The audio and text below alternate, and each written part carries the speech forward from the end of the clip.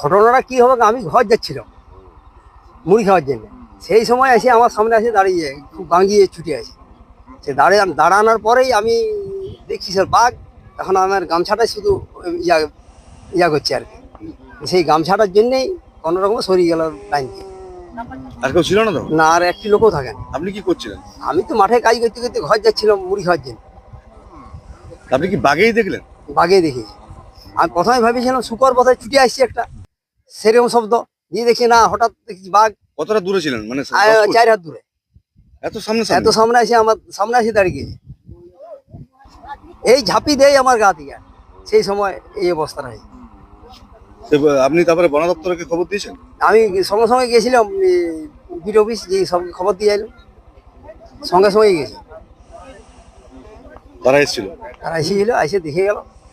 আমি বলি তাহলে ছবিটা পাঠান, বলছে সে আমরা খবর দিয়ে দেবো। এখন কি আতঙ্কের মধ্যে রয়েছে? আতঙ্ক তো সবসময় থাকবে, আমি কেন, গোটাই থাকবে, সবাই থাকবে। এই ঘটনাটা কখন দেখেছিলেন আপনি? 10:30 থেকে, সকালবেলা? ওই 10টা থেকে 10:30 হবে। আপনার নাম? লক্ষ্মীকান্ত পাল।